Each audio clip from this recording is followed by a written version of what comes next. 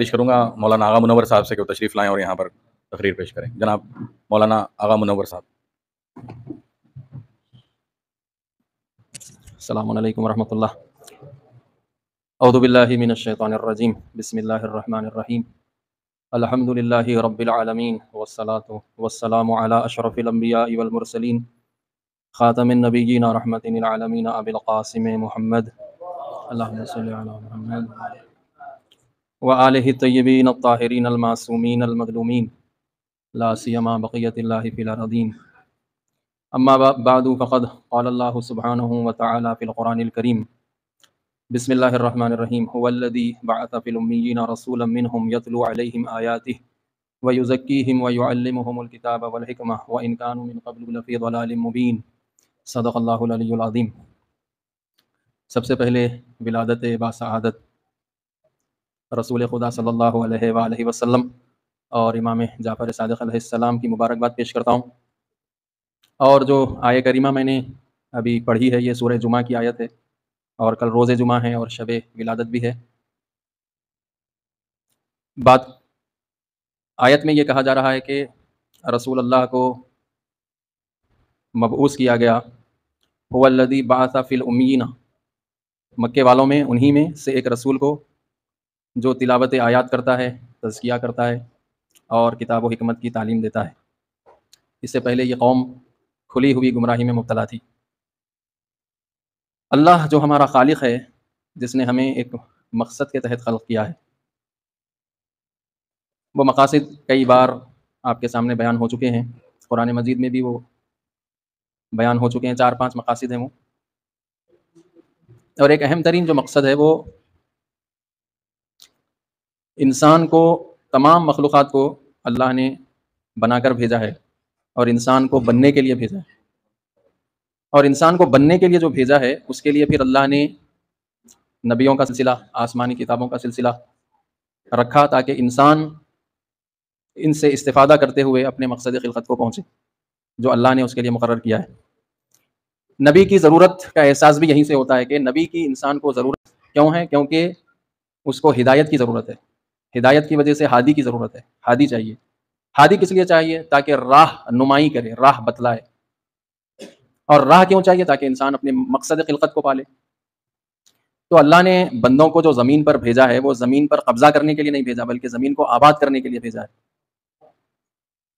لیکن آج دیکھیں پوری دنیا میں خونخوار طاقتیں، ان کی پوری کوشش یہ ہوتی ہے کہ اپنی طاقت کا روب زمینوں پر قبضہ کر کے جتلاتے ہیں. امریکہ کو دیکھ لیں آپ، اسرائیل کو دیکھ لیں اور دوسری طاقتوں کو دیکھ لیں. اللہ نے انسان کو بھیجا زمین کو آباد کرنے کے لیے اور زمین کو ایک ایسی جگہ بنانے کے لیے جہاں پر جو قابل رہائش ہو. اس کے لیے اللہ نے سارے ہدایت کا سلسلہ آسمانی کتابوں کی شکل میں، نبی کریم کی شکل میں، انبیاء کی شکل میں اور اوصیاء کی شکل میں بھیجا. لیکن جب اللہ انسان کو بنا کر دنیا میں بھیجنا چاہتا تھا، اسی وقت فرشتوں نے اللہ سے یہ سوال کیا کہ کیا تو اس کو زمین پر بھیج رہا ہے کہ جو سفک دماء کرنے والا ہے، یسفک الدماء، جو خون بہانے والا ہے اور زمین پر فساد برپا کرنے والا ہے. فرشتوں کا سوال اپنی جگہ بجا تھا. دیکھیں کسی اچھی بات پر سوال کرنا یہ فرشتوں کی صفت ہے اور اچھی بات پر اعتراض کرنا یہ شیطانی صفت. شیطان نے اللہ کے فعل پر اعتراض کیا، فرشتوں نے سوال کیا اور اللہ نے اس کو ڈینائی بھی نہیں کیا. اللہ نے یہ نہیں کہا کہ فرشتوں جو تم دیکھ رہے ہو وہ غلط دیکھ رہے ہو، یعنی نہ یہ زمین پر فساد پر برپا کرے گا، نہ یہ خون بہائے گا. اللہ نے اس بات کو ڈینائی نہیں کیا، لیکن یہ فرمایا کہ جو میں دیکھ رہا ہوں وہ تم نہیں دیکھ رہے ہو. انی عالم ما لا تعلمون، جو میں جانتا ہوں وہ تم نہیں جانتے. تم اس کا ایک پہلو دیکھ رہے ہو، وہ زمینی پہلو ہے، زمینی پہلو، مٹی والا پہلو. اور مٹی والے پہلو میں فساد اور سفک دماء، خون ریزی شامل ہے. تمہاری نظر فقط اس زاویے پر ہے، لیکن میں جس زاویے سے اس کو خلق کر رہا ہوں، اگر یہ اس زاویے کو پورا کر لے تو یہ فرشتوں سے آگے جا سکتا ہے، فرشتوں کو پیچھے چھوڑ سکتا ہے، فرشتوں پر سبقت حاصل کر سکتا ہے. اور اگر تم جس زاویے سے دیکھ رہے ہو، مٹی والے زاویے سے، تو پھر یہ جانوروں سے بھی پستر ہو سکتا ہے. بل ہم ازل اولئک کالانعام بل ہم ازل، کہ یہ جانور ہو جائے گا یا جانور سے بھی پستر ہو جائے گا. اسی کو سورہ شمس میں فَأَلْهَمَهَا فُجُورَهَا وَتَقْوَاهَا کے ذریعے سے بیان کیا گیا کہ ہم نے انسان کے اندر دونوں باتیں رکھ دی ہے، تقویٰ بھی رکھ دیا ہے، فجور بھی رکھ دیا ہے. اور یہ دونوں نہ رکھے تو پھر وہ انسان نہیں ہے. ہمارے ذہن میں یہ سوال پیدا ہوتا ہے کہ اللہ نے فجور برائی کا مادہ ہمارے اندر کیوں رکھ دیا؟ اگر اللہ صرف اچھائی کا مادہ ہمارے اندر رکھتا تو پھر ہم فرشتے ہوتے، اور صرف ہم کو ہدایت یافتہ پیدا کرتا تو پھر ہم جانور ہوتے۔ کسی جانور کے لیے کوئی شریعت نازل ہوئی؟ جانوروں کے لیے کوئی دین ہے؟ دین انسانوں کے لیے ہے، دین انسانوں کی رہنمائی کے لیے ہے، اور وہ دین لے کر آتا ہے نبی۔ نبی کی ضرورت کے اوپر میں بات کر رہا ہوں کہ نبی کی ضرورت کیوں ہے؟ نبی کی ضرورت اس لیے تاکہ بشر کو اس کے مقصد خلقت تک پہنچا کر اس کو نجات دلائے، اس کو اس کی سعادت تک پہنچائے۔ یہ ایک بات۔ تمام انبیاء آئے امتوں کو جوڑنے کے لیے، بکھرے ہوئے لوگوں کو متحد کرنے کے لیے۔ کس بات پر؟ ایک خدا کی وحدانیت پر، ایک اللہ کی عبادت پر، ایک اللہ کی اطاعت پر۔ ہم نے سنا آج تک کہ کسی نبی نے آ کر امت میں تفرقہ پیدا کر دیا، امت کو بانٹ دیا، لڑوا دیا، جھگڑا کروا دیا؟ اسی لیے امام خمینی رحمۃ اللہ علیہ یہ فرماتے تھے کہ اگر ایک شہر یا ایک گاؤں میں 1000 نبی آ جائیں تب بھی کوئی اختلاف پیدا نہ ہو۔ 1000 نبی ایک ہی شہر میں رہیں، کوئی اختلاف، کوئی جھگڑا، کوئی تنازعہ رونما نہیں ہوگا۔ تو انبیاء کا کام جوڑنا تھا، توڑنا نہیں تھا۔ انبیاء جوڑنے آئے تھے ملتوں کو، اور ان میں سر فہرست جس کی ولادت ایک روایت کے مطابق کل حضرت محمد مصطفیٰ صلی اللہ علیہ وآلہ وسلم اور ان کے فرزند صادق آل محمد امام جعفر صادق علیہ السلام، رسول اللہ آئے جوڑنے کے لیے بکھرے ہوئے عرب۔ اور کیسے عرب؟ آج آپ اپنے محلوں کے ٹاپ موسٹ مجرم کو ذہن میں لا لیجئے، جرائم پیشہ فرد جو تمام جرم کر چکا ہو، اس کو سدھاریے۔ اس کو سدھارنا کتنا مشکل ہے؟ ایک شخص سے جرم چھڑا کر اس کو ایک نیک فرد بنانا کتنا مشکل کام ہے۔ یہ کام ہم ایک آدمی کے لیے کرنا ہمارے لیے مشکل ہے، رسول اللہ نے لاکھوں سے یہ کام کروا دیا، لاکھوں سے جرم چھڑا کے ان کو اللہ کے نیک بندے بنا دیے اور ان کو متحد کر دیے، جوڑ دیے۔ یہ انبیاء کا کام ہے۔ اور شیطان کا کام کیا ہے؟ کہ شیطان کا کام ہمیشہ امتوں میں فساد برپا کرنا۔ اسی لیے قرآن مجید میں یہ کہا گیا کہ جب بھی یہ کہا، جو دوسری آیت ہے وَلَا تَفَرَّقُوا كَالَّذِينَ وَلَا تَفَرَّقُوا، تم ان جیسے بھی نہ ہو جاؤ جو تفرقہ کرتے ہیں۔ ایک جگہ کا وَلَا تَفَرَّقُوا، تم فرقوں میں تقسیم مت ہو جاؤ۔ ایک جگہ کا كَالَّذِينَ وَلَا تَفَرَّقُوا، ویسے بھی مت ہو جیسے فرقہ باز ہوتے ہیں، ویسے بھی مت بنو۔ اور رسول آئے تھے، خود امت بنانے آئے تھے، ویسے مجرموں سے جرم چھڑا کر، بت پرستی چھڑا کر، بچیوں کو جو زندہ دفنا دیا کرتے تھے اپنی، ان سے وہ سب کچھ چھڑا کر ان مجرموں کو اس مقام پر لے آئے رسول اللہ کے خدا کو کہنا پڑا کہ یہ امت باکرامت امت ہے۔ امت باکرامت بنا دیا رسول اللہ نے۔ مجرموں سے جرم چھڑا کے رسول اللہ نے انہی مجرموں کو وہ امت بنا دیا کہ وَلَقَدْ كَرَّمْنَا بَنِي آدم، کہ ہم نے بنی آدم کو کرامت عطا فرمائی، اور پھر امت باکرامت امت تشکیل دی۔ اور ایسا نہیں ہے، آج دیکھیں امت کا حال کیا ہے۔ آج امت کئی دھڑوں میں تقسیم ہے، کئی فرقے، فرقوں میں پھر کئی فرقے، فرقہ در فرقہ۔ لیکن انبیاء، اور آج اگر رسول اللہ یہ حال دیکھتے ہوں گے اپنی امت کا کہ جو کئی فرقوں میں بٹی ہوئی ہے، تو آپ کے اوپر کیا گزرتی ہوگی؟ رسول اللہ امت کو بانٹنے نہیں آئے تھے بلکہ امت تشکیل دینے آئے تھے۔ وہ کیوں تشکیل دینا چاہ رہے تھے؟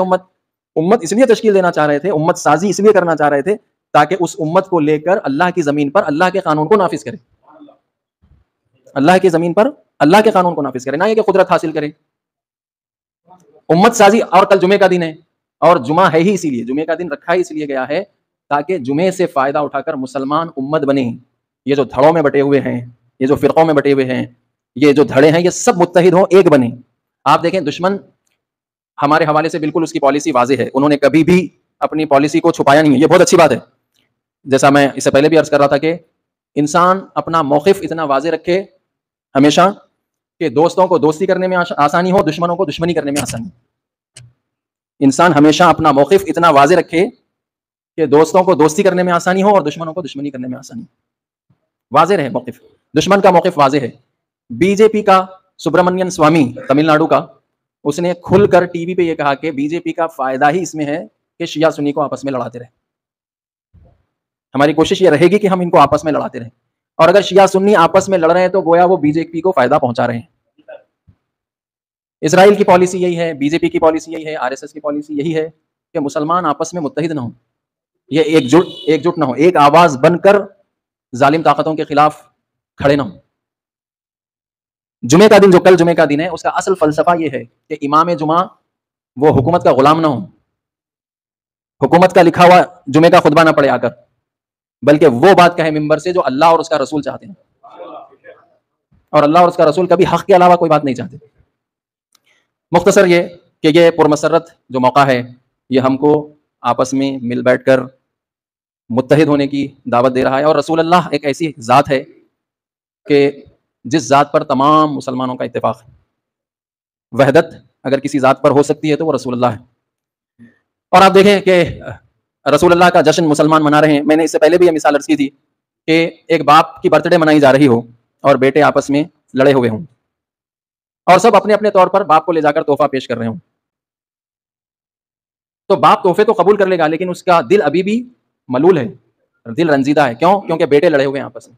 اگر یہ بیٹے کوئی تحفہ ان کو نہ دیں, کوئی تحفہ نہ دے کر یہ بیٹے آپس میں متحد ہو جائیں, مل جائیں آپس میں ایک دوسرے سے, تو یہ باپ کے لیے سب سے بڑا تحفہ ہے.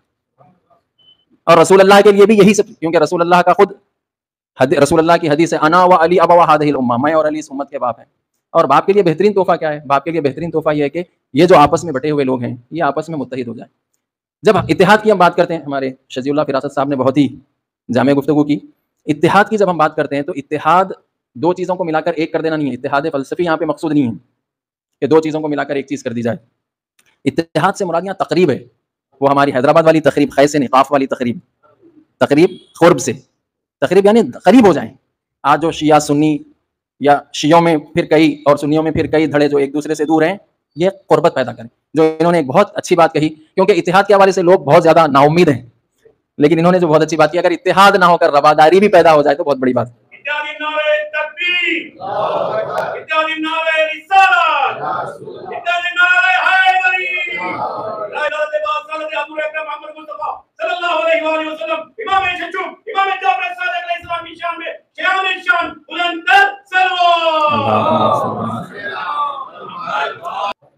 کہ نہیں تم مجھے امام نہیں مانتے تو تم میرے درس میں بیٹھنے کے قابل نہیں ہیں.